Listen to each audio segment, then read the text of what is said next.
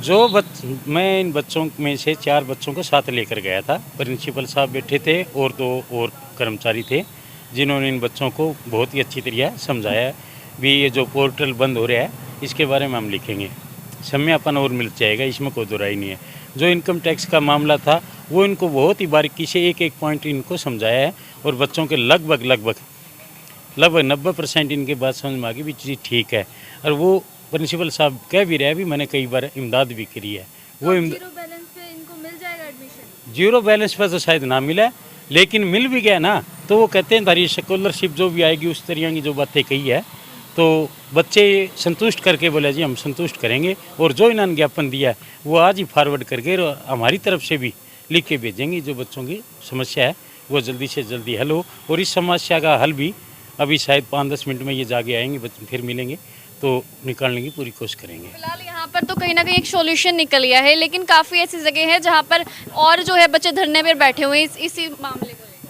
अगर इसका निकल गया तो मैडम हो सके यह प्रक्रिया वहाँ भी लागू हो जाए और वो भी इस चीज़ का समाधान करने की कोशिश करेंगे। हम वहाँ भी बताएंगे भी जो दयानंद कॉलेज में जो समस्या हल हो सकती है तो आपके क्यों नहीं हो सके। तो ये सेकंड ईयर और थर्ड ईयर के जो एडमिशन है वो बंद कर दिया गया, जीरो बैलेंस तो छोड़ो नॉर्मल भी बंद कर दिया, उसको लेकर आज सर ने क्या कहा? सर ने तो ये सारी बातें तो आप उनसे पूछोगे, क्योंकि मैं तो इतनी बात ना समझ पाया, लेकिन उन्होंने ये कहा था कि जो आपकी डिमांड है ना वो जो ऊपर से होगी वो ऊपर से कराएंगे, जो हमारे से होगी हम बैठ मिलकर हम करेंगे। और एक बार हम करेंगे, उसके बाद मुझे अगर आपका स्कॉलरशिप आ जाएगा, इस तरह की कई बातें कही है जो इन बच्चों के ज़्यादा समझ में आई है, मेरे कम आई बातें। बहुत बार ऐसा होता है कि धरने से बच्चों को हटवाने के लिए जो है कॉलेज झूठा वादा कर देती है या झूठा आश्वासन दे देती है, तो अगर इनके साथ भी ऐसा होता है तो उस पर आपका क्या कहना है? जो मैं अभी इनसे बात करी है, प्रिंसिपल साहब और 2-4 और कर्मचारी बैठे थे, मुझे यकीन है कि उन्होंने सच्चा वादा किया और इन बच्चों को एक पॉइंट बताया उन्होंने। अगर दोबारा इन्होंने, मैंने प्रिंसिपल साहब ने कहा भी है भी सर आप इनसे झूठा मत करियो, जो इनका समाधान हो उसके वो करो, अन्यथा ये नहीं दोबारा बच्चे फिर बैठे हैं। प्रिंसिपल साहब ने कहा जी हमारे बच्चे हैं, हम इनका निकालेंगे, हल निकालेंगे। इस प्रशासन को किसके द्वारा बुलाया गया था? क्या बच्चों ने बुलाया था या प्रिंसिपल ने कॉल किया? नहीं, हमारे पास तो आम को टेलीफोन गया था भाई इस तरह दयानंद कॉलेज के सामने गेट के आगे 5-7 बच्चे जो भी बैठे धरना बैठे हैं, तो मैं तो इस लाइन ऑर्डर ड्यूटी समझकर भाई यहाँ को रोड पर कोई जाम ना हो जाए, इस वास्ते में आया था, मेरे को किसी ने बुलाया। जी शुक्रिया सर। सेकेंड ईयर और फाइनल में एडमिशन के लिए जीरो फीस पे एडमिशन होते हैं, उसमें इनकम सर्टिफिकेट मांगते हैं और इनकम सर्टिफिकेट फैमिली आईडी से बनता है, और फैमिली आईडी में किसी की तो आई गलत वेरीफाई हो रही है, किसी की हुई भी नहीं है अभी तक। तो उस आधार पर फैमिली आईडी मतलब उनसे इनकम नहीं बना, तो इनकम नहीं होगा तो दाखिला नहीं होगा, तो दाखिला नहीं होगा तो बैठ गए हैं धरने पे आज। सिर्फ इसकी वजह से दाखिला नहीं लिया जा रहा, क्या पता है इससे शायद बच्चों का फ्यूचर दांव पर लग सकता है? हाँ बिल्कुल, ये आप बताइए, जैसे 24 हज़ार रुपये हम कहाँ से दें? हमारा एडमिशन स्कॉलरशिप पे होता है, स्कॉलरशिप जब आएगी तो हम सबमिट करवा देते हैं कॉलेज में। स्कॉलरशिप के बाद कितनी फीस आपकी बन जाती है? अभी फ़िलहाल 60% स्कॉलरशिप आई है, जैसे 60% सेंट्रल गवर्नमेंट है वो फंडिंग करती है, और स्टेट गवर्नमेंट की अभी तक नहीं आई है, 40% अभी नहीं आई है। उस पर 60% ने सर ने बोला है भी 60% आप सबमिट करवा दो, अंडरटेकिंग का फॉर्म लेके फिल कर दो। प्रिंसिपल सर कह रहे हैं कि जो गाइडलाइन है सिर्फ वो ही फॉलो होगी हमसे, तो हम इससे ज़्यादा कुछ नहीं कर सकते। तो आपको इस बारे में नॉलेज है कि गाइडलाइन में आखिरकार लिखा क्या गया है?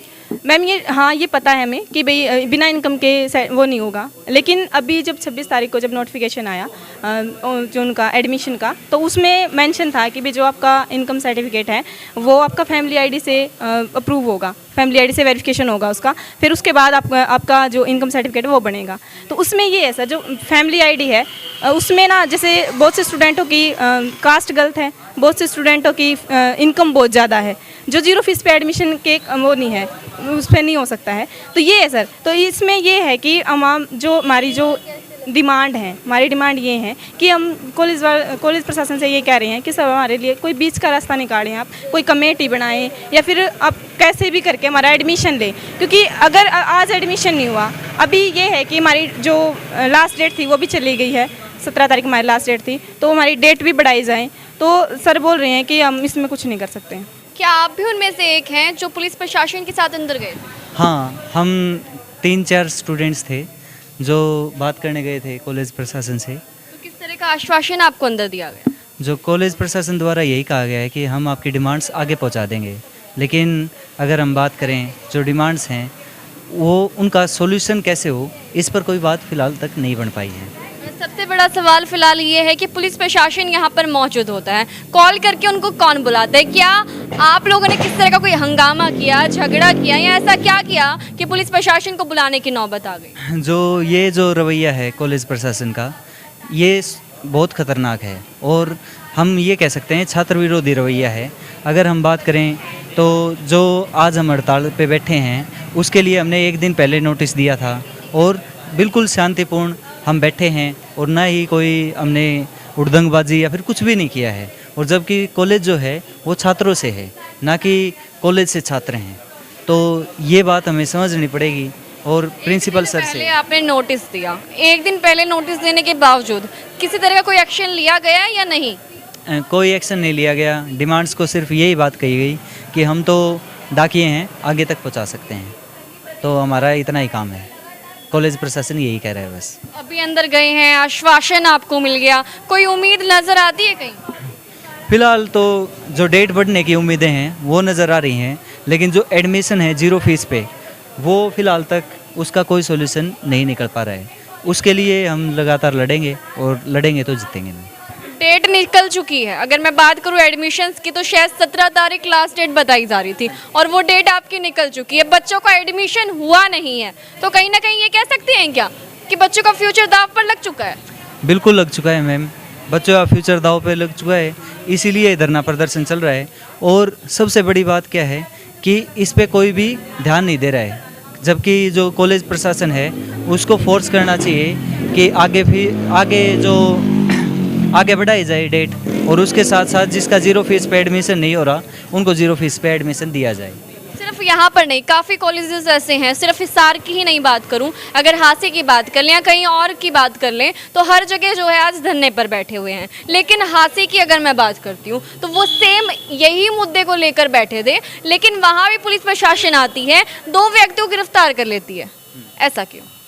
ये जो रवैया है कॉलेज प्रशासन का और पुलिस का, जो दमन अपना रहे हैं, ये छात्र विरोधी है और इसका सरासर जितने भी स्टूडेंट हैं वो विरोध करेंगे। और अगर हम बात करें कॉलेज प्रशासन की और पुलिस की, तो सिर्फ ये देखने की बात है कि कितना खतरनाक है ये हमारे लोकतंत्र पर हमला है, क्योंकि जो संगठन बनाने की, अपनी मांगों को लेके जाने की सबका अधिकार है। अगर हम एक तरफ देखें तो यही प्रिंसिपल्स जो सभी कॉलेजेस के, स्पेशली सभी कॉलेजेस के हम देखें तो इनके यूनियन हैं और ये अपनी मांगे रखते हैं, लेकिन जब स्टूडेंट्स अपनी मांगे रखने आते हैं तो ये पुलिस बुला रहे हैं।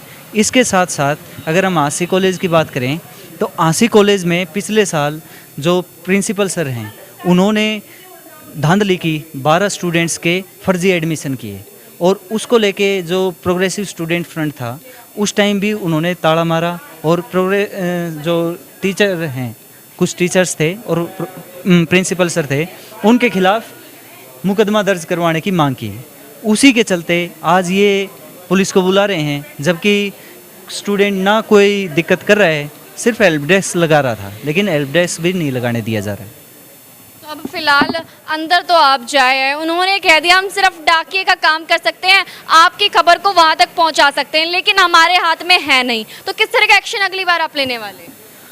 हम कोशिश करेंगे कि जो सॉल्यूशन है उसको जब तक नहीं हो जाता तब तक विरोध प्रदर्शन करें और जितना हो सके इसको सभी तक पहुंचाएं, ताकि सभी कॉलेजेस में विरोध प्रदर्शन हो और सभी के एडमिशन हो सके। ऐसा भी तो हो सकता है जो विरोध प्रदर्शन आप करने वाले हैं, क्या पता हादसे की तरह यहाँ पर भी आपको गिरफ्त में ले लिया जाए।